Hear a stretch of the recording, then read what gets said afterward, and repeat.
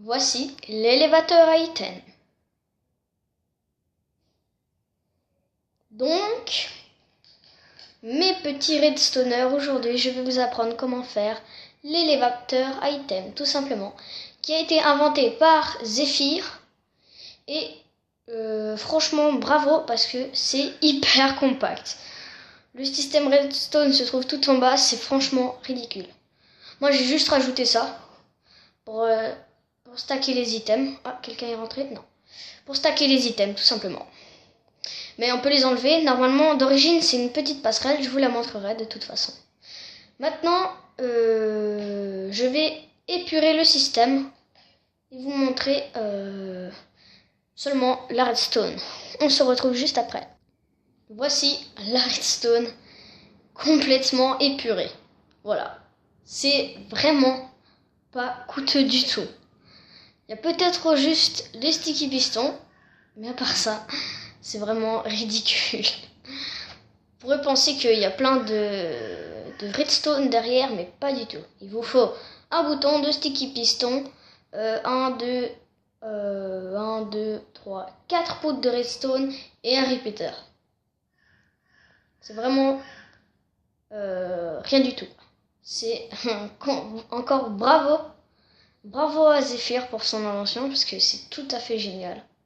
Comme vous l'avez vu dans l'intro de la vidéo, ça rentre parfaitement dans une maison. Et le principe de ces pistons, de ces sticky pistons, c'est le timing. Celui-ci avant l'autre. Voilà. Et dans cette vidéo, je vais vous apprendre comment les faire. On se retrouve juste après pour le tutoriel. Et on va commencer à faire le système. Alors, on va prendre le milieu, voilà, donc ce bloc-ci. Et on va faire un carré de 3 x 3 autour. Voilà. Et dans ce carré de 3 x 3, nous allons mettre un piston, donc à la place de l'entonnoir, c'est très bien. Et en fait, en tout premier, vous auriez dû faire le carré et mettre un mur ici de 3 ou de 2 ou de 1 comme vous voulez, et placer un bouton. Ça, en fait, c'était le tout premier à faire. Et faites un carré, et après, mettez sauvegarde automatique, voilà. Et mettez un piston sticky ici, avec un bloc de verre, par exemple. Moi, j'utilise du verre, mais vous pouvez utiliser vraiment n'importe quel bloc. Ce qu'on va faire, c'est qu'on va creuser de 2 pour aller jusqu'au piston. Et on va relier le bouton à ce piston. Alors en fait, ce qui va se passer, c'est que il va nous falloir du timing. Alors, on va directement mettre le deuxième piston. Voilà. Non, il n'est pas bien placé. Hop, un bloc à l'extérieur du carré. Et le sticky piston au milieu du carré. Après, ah oui, pour le sticky piston, creuser un bloc sous terre et 2 pour, en comptant depuis le bloc de fer. Voilà. Celui-là aussi, vous pouvez mettre un verre. Mais ici, petite astuce, mettez, et je me suis en fait ici trompée parce qu'il fallait que je fasse le mur ici. Voilà, comme ça. Voilà, faites le mur à côté du piston. Puis, en fait, mettez un bloc de glace ici. Pourquoi? Pour faire glisser les items.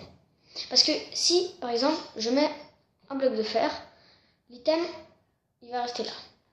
Par contre, si je mets un bloc de glace, l'item, pardon, faudrait déjà que je sache balancer un item. Ah voilà, vous voyez, même l'item a glissé sur la glace.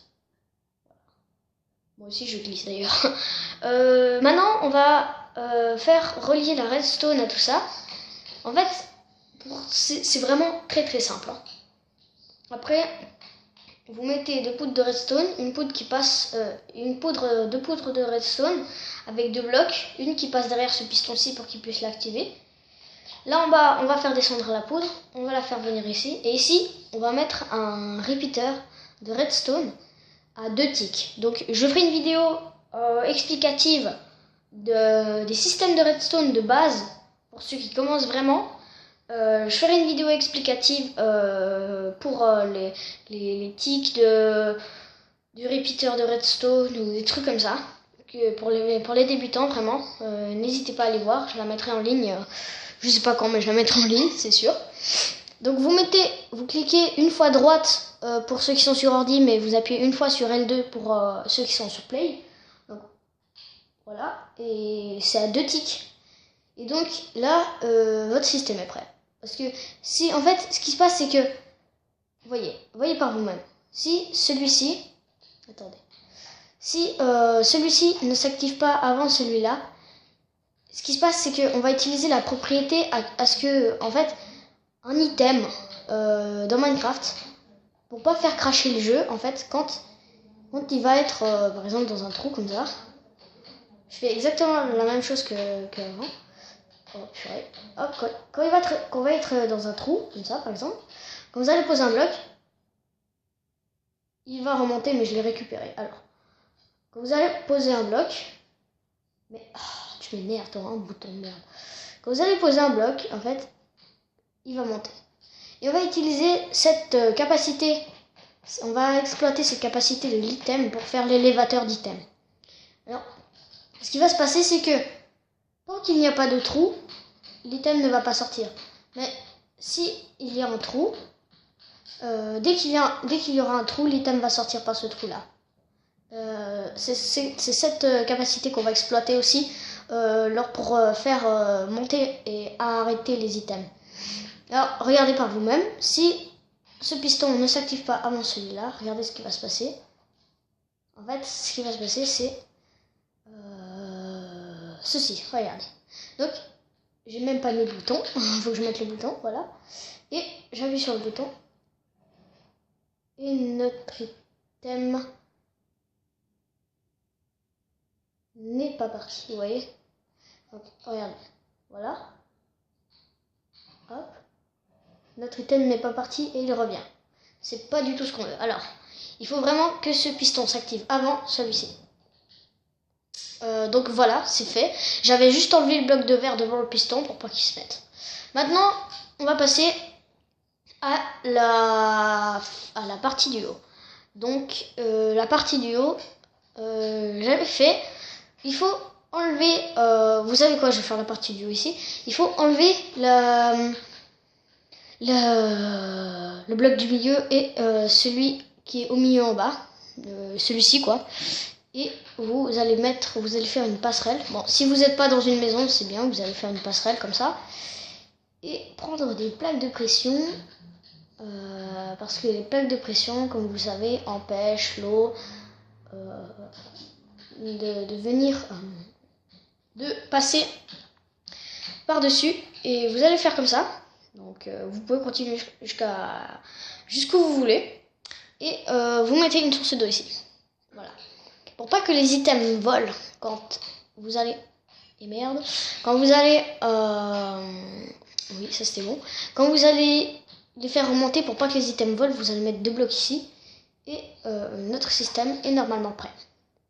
Donc on va le tester. Je vais mettre quelques items. Hein. Hop, donc comme vous pouvez le voir, les items vont parfaitement ici. Ils montent. Et ils reviennent là, sur la plaque de pression. Parfait.